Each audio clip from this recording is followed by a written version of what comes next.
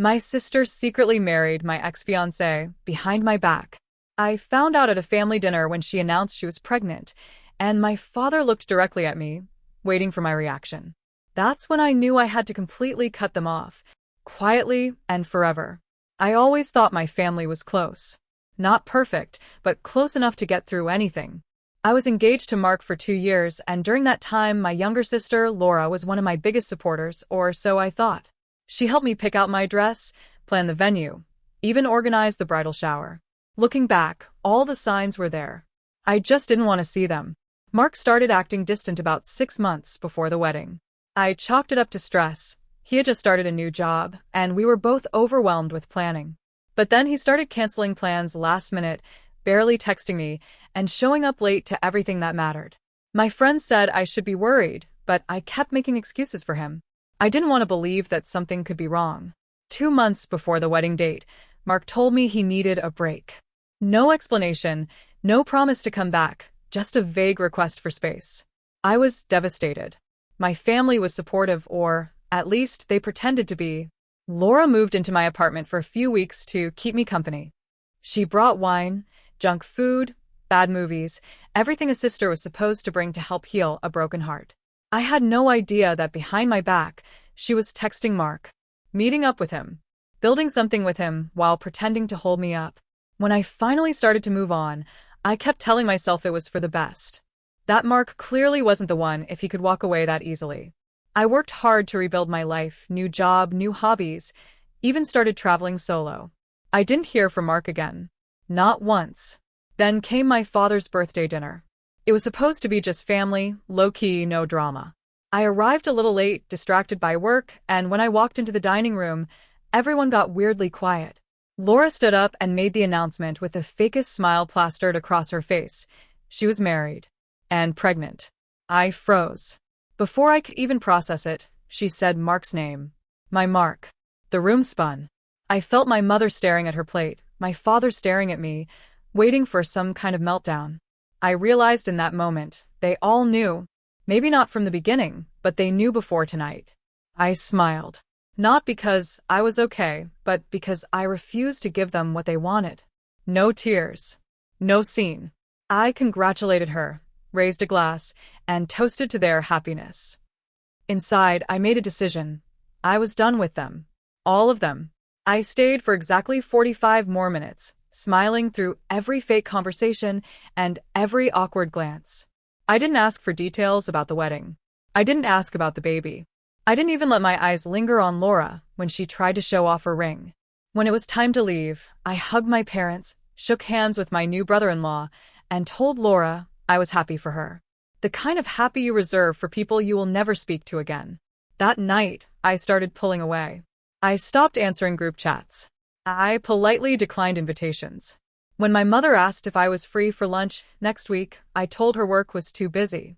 When my father called to check in, I let it ring. No drama. No fights. Just silence. The hardest part was acting like it didn't hurt. Because it did. It hurt in a way I wasn't prepared for. I thought losing Mark was the worst thing that could happen. Turns out, losing my family's loyalty was much worse. A month later, I quietly moved to another city. New job, new apartment, new life. I didn't make a big announcement. I didn't send a mass text. I just disappeared from their daily lives. And not one of them made the effort to come find me. At first, I kept checking my phone, half expecting a missed call or a text saying, "We miss you," or even, "We're sorry." But nothing came. Days turned into weeks, and the silence stretched longer and longer, until it became normal. I made new friends. I joined a local hiking group. I started volunteering on weekends. My life wasn't glamorous, but it was peaceful. I didn't have to pretend anymore. I didn't have to sit across from people who had so easily chosen someone else over me. One evening, about 6 months after I left, I got a wedding invitation in the mail. Laura's wedding. No personal note. No handwritten message. Just my name, my new address, printed neatly on a white envelope. I sat there staring at it for a long time. Part of me was tempted to show up, just to see if any of them would have the nerve to look me in the eye. But the better part of me knew I didn't need to go back to that. I didn't need another reminder of how replaceable I had been to them. Without thinking too much about it, I tore the invitation in half and dropped it in the trash. It was the easiest goodbye I had ever said. A few weeks after tossing the invitation, I got a message from an unknown number. It was my cousin, Jenna, someone I hadn't heard from in almost a year. She wrote, "Hey, just wanted to say I missed you at Laura's wedding. It wasn't the same without you." I stared at the screen, feeling a strange mix of emotions. Regret? Nostalgia? Maybe a little sadness. But mostly I felt relief. I didn't reply. I didn't need to. Later that night, while scrolling through social media, I stumbled onto some photos from the wedding. Big, elaborate decorations. Laura beaming in a glittering dress. My parents, my siblings, all smiling like they hadn't lost a thing. Like I had never even existed. For a moment, it hurt. That old ache that told me maybe if I had just been quieter, easier, more agreeable, things could have been different. But deep down, I knew the truth. I could have bet myself backward 1,000 times, and it still wouldn't have been enough. They had made their choice. And so had I. A few days later, I decided it was time to start focusing on myself in a way I never had before. I signed up for a local art class, something I had always wanted to do, but never felt like I had the time or permission to pursue. The first night, I almost didn't go. I sat in my car in the parking lot, staring at the glowing studio windows, my hands trembling slightly. A small part of me whispered that maybe this was selfish, maybe I was wasting time. But then I thought about that wedding, about all those smiling faces, and how easily they had erased me. I got out of the car and went inside. The studio smelled like paint and old wood, and the instructor, a soft-spoken woman named Marcy, welcomed me without hesitation. There were about 10 of us, all different ages, backgrounds, and skill levels. No judgment, no pressure. For the first time in months, maybe years, I felt like I could just exist. That night, I went home with pain on my hands and a grin I couldn't wipe away. The next few weeks became a blur of color, canvas, and quiet moments of rediscovery. I started spending more evenings at the studio, sometimes even staying late to finish a piece. Marcy became a kind of mentor to me, gently encouraging me to push beyond the careful, restrained lines I had grown so used to living within. One evening, while cleaning up after class, Marcy asked if I would be interested in displaying one of my paintings at the upcoming community art show. I almost laughed at the idea. Me? Exhibit something? But she looked so genuinely certain that I realized maybe I had underestimated myself for too long. I agreed, heart pounding in my chest. In the days leading up to the show, I kept my project a secret. Not because I was hiding it, but because it felt like something that was entirely mine. No one could take it away, twist it, or make me feel small about it. It was a part of me that had survived everything. When the night of the show finally arrived, I wore a simple dress and a pair of earrings my mother had given me years ago, before everything had become so complicated between us. As I walked into the brightly lit gallery, I saw my painting hanging there on the wall. Bold strokes, bright colors, raw emotion. It didn't matter if anyone else liked it. I was proud of it. And for the first time in a long time, I was proud of myself.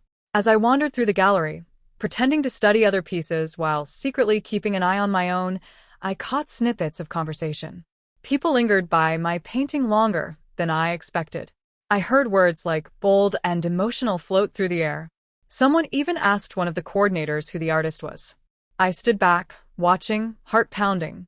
For a moment, I thought about stepping forward, claiming it proudly. But another part of me liked the anonymity. My art was being seen, really seen, without the baggage of who I was or where I came from.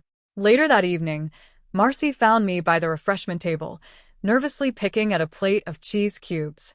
She wrapped me in a warm hug and whispered, "You belong here." Something shifted inside me at those words. It was subtle but undeniable. Maybe I wasn't just surviving anymore. Maybe finally I was beginning to live. As the evening wore on, I found myself gravitating towards the quiet corners of the gallery, away from the chatter and clinking glasses. It wasn't that I didn't enjoy the attention. There was something exhilarating about being recognized for something I created, but there was a rawness to it that felt unfamiliar. I wasn't ready to fully embrace it. Marcy caught up with me again, this time with a glass of wine in hand. "You okay?" she asked, her tone a little softer than usual. I nodded, though the question echoed through me. Was I okay? Before I could answer, I noticed someone new approaching. A man, tall, dark hair, well-dressed, his eyes scanning the room with quiet confidence. His gaze stopped on my painting, and for a moment, he just stood there, studying it, his expression unreadable. My heart skipped. Who was he? After what felt like an eternity, he turned toward me. You did this? He asked, his voice low and measured. I nodded, trying to keep my composure. Yes. His lips curled into a subtle smile. It's incredible. Truly. I swallowed hard. Thank you, I whispered. He stepped closer, his gaze never leaving my face. I'd like to offer you something. I blinked, unsure of what he meant. What do you mean? A chance to take this further, he said, motioning to the gallery around us. I represent several high-profile collectors. I could help you get the recognition your work deserves. I froze. High-profile collectors? This was it, the opportunity I'd been waiting for, yet something in the back of my mind warned me to tread carefully. Was this real? Or was I being swept up by the excitement of the moment? Before I could answer, he handed me a business card. Think about it, he said, turning on his heel. As he walked away, my mind raced. Was I ready for this? Did I really want to dive into this world? I stared at the business card in my hand, the words on it blurring for a moment as my mind raced. I had just been offered a chance to take my art to a whole new level, but was I ready to leave everything behind? The voices in the room seemed to fade as I turned it over, studying the fine print. The man's name was Michael Thompson, a name I'd never heard before, but one that felt strangely familiar in the context of wealth and influence. My mind darted back to the times I'd seen my work praised, but always from a distance. People admired it, sure, but never to the point where they'd go out of their way to push me into the upper echelons of the art world. Was I truly prepared for what would come with that kind of exposure? A part of me wanted to say yes, to jump in with both feet, but another part of me hesitated. Was I just going to be another artist swallowed up by the commercial machine? What would that mean for my vision, my creative integrity? Marcy's voice broke through my thoughts. She had been watching me from across the room. You're looking at that card like it holds the key to the universe, she said, a small laugh escaping her. What's going on? I looked up, meeting her concerned gaze. I don't know. I don't think I'm ready for this, for all of this. She took a step closer, her voice lowering. You've worked your whole life to get here. Don't let fear hold you back. But also, don't let anyone push you into something you're not ready for, okay? I nodded slowly, taking a deep breath. The tension in my chest had lessened, but not completely disappeared. She was right. It was my choice, and I had to make it, not because of the expectations of others, but because it felt like the right move for me. I looked back at the card in my hand, Michael's name now seeming a little less ominous. My finger traced the edges of the card, but instead of feeling pressure, I felt calm. It wasn't the end of the world. I didn't have to decide right now. I put the card in my pocket and took another deep breath. Whatever happened next, I would face it on my own terms.